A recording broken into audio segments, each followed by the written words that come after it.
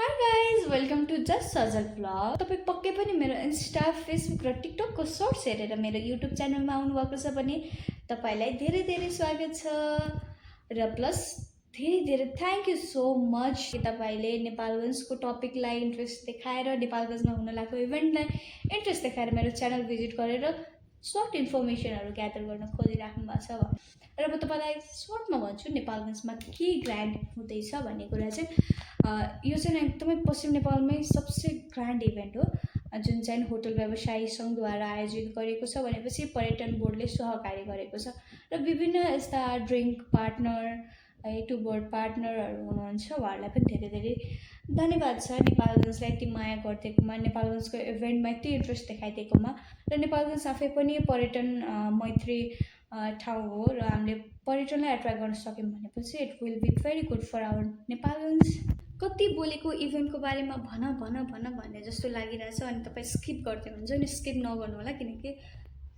के त मैले 0.5 सेकेन्डमै मैले भनिदिइहालेँ भने के हुँदैछ भने त्यो स्किप भइहाल्यो भने सो स्किप नगरिदिनु होला र इभेन्ट जुन नेपालगञ्जमा हुँदैछ त्यो इभेन्टको नाम छ नेपालगञ्ज फुड एन्ड बेभरेज।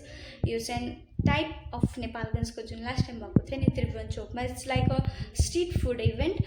यो चाहिँ हाम्रो 4 बजेपछि चाहिँ राति 11 बजीसम्म हुनेवाला छ। I think that we will like खाऊ पिउ अर मोज गरौँ। यो चाहिँ हाम्रो नेपालगञ्जको मुटु अहिले वाटर पार्क को पश्चिम गेटमा यो इभेन्ट हुँदैछ। यो चाहिँ इभेन्ट हाम्रो वैशाखको 11, 12 र 13 गते हुँदैछ तपाईँकै सहर नेपालगञ्जमा। But it will be a grand किनकि अहिले हाम्रो कन्सर्ट इभेन्ट पनि हुनेवाला छ, सांस्कृतिक कार्यक्रम पनि हुनेवाला छ र फ्यामिली ग्यादरिङ पिरियड पनि हुनेवाला छ। त्यो कति बेला छ भन्ने कुरा चाहिँ म आफू तपाईँलाई अर्को टाइममा भन्छु। कति बजीदेखि फ्यामिली इभेन्ट छ, कति बजीदेखि फ्रेन्ड्स र कति बेलादेखि रकेट्स ब्यान्ड भन्ने छ भनेपछि ब्यान्डहरूमा को आउँदैन चाहिँ मैले भर्खरै भनिहालेँ। ब्यान्डमा चाहिँ ब्यान्ड फिरन्ते तपाईँले सुन्नु नै भएको छ र rocket band one of my favourite band किनकि लास्ट टाइम म उहाँसँग भेटिसकेको छु र सेम टाइप। अनि यति त तपाईँले ब्यान्डहरूको बारेमा त सोच्नुभयो, ब्यान्ड त it will be a great है। र म तपाईँलाई अर्को गुड इन्फर्मेसन दिँदैछु ग्रान्ड इभेन्टको बारेमा। कन्सर्ट त थाहा पाइहाल्नुभयो, कन्सर्ट इज लाइक नेपालगञ्जको लागि अहिले दिनौँ कन्सर्ट भइरहेछ। तर एउटा कुरा चाहिँ नयाँ हुँदैछ, त्यो चाहिँ आई थिङ्क लाइक मैले नयाँ फिल गरेको पनि हुनसक्यो। के हुँदैछ भने भोजपुरी डान्सर र सिङ्गरहरू पनि आउँदै हुनुहुन्छ है गाइज। मलाई लाग्छ म आफू डान्स गर्नुभन्दा पनि अरूको डान्स हेर्नमा इन्ट्रेस्टेड छु, कस्तो डान्स गर्नुहुन्छ के हुन्छ भन्ने कुरा है।